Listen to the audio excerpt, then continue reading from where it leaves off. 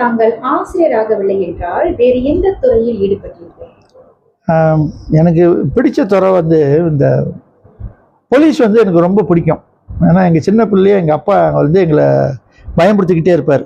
வருவான் பேதா பையன் பிடிச்சிட்டு போயிடுவான், பட்டாசு வெடித்தாலும் பேதா வந்துடுவான் அப்படி சொல்லி சொல்லி. அப்போ பேதானா ஒரு பெரிய ஒரு போஸ்ட், அதாவது எல்லாமே பயப்படுறாங்கன்னு.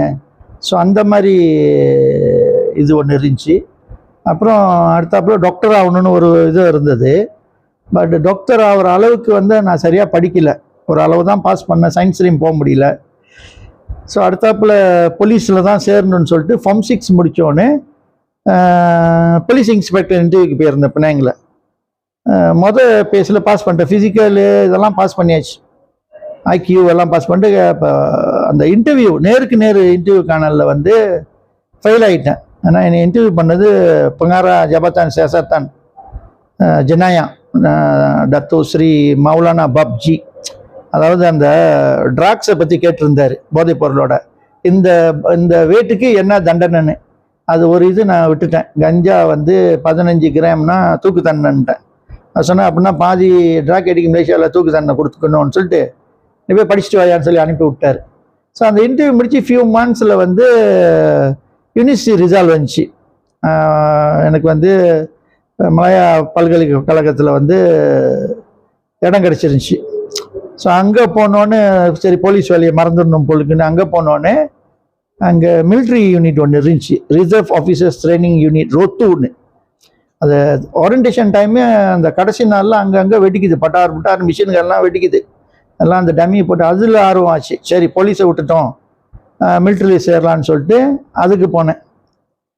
3 வருஷம் முடிஞ்சு அது ஆஃபீஸர்ஸ் இதில் வந்து கமிஷன் பண்ணாங்க. பட் என்னென்னா எங்கள் வீட்டில் எங்கள் அண்ணன் மிலிட்ரிக்கு போன வாசி எங்கள் அம்மா விட மாட்டேன்ட்டாங்க மிலிட்ரிக்கு போகிறதுக்கு. ஸோ அப்படியே இது பண்ணும்போது தான் கேபிஎல்ஐ ஒன்று வந்துச்சு. அப்போ வந்து ரிசெஷன் 89 ரிசெஷன் ஓடிக்கிட்டு இருக்கு, 88 80.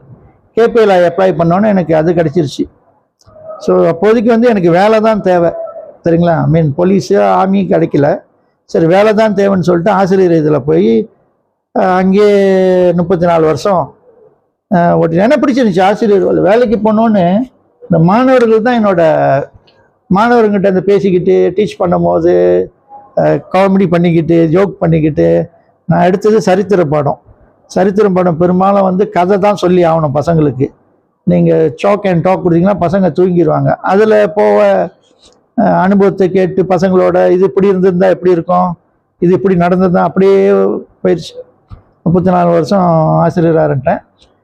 ஒரு என்னன்னா அந்த ஆசிரியராக இருக்கும்போது சரி தலைமைத்துவத்துக்கு போனால் எப்படி இருக்கும், ஏன் அங்கே போய் பார்ப்போமே, ஒரு ஒரு ஒரு ஒரு பள்ளிக்கூடத்தையே மேனேஜ் பண்ணி பார்த்தா எப்படி இருக்குன்னு சொல்லிட்டு தான் அந்த NPQH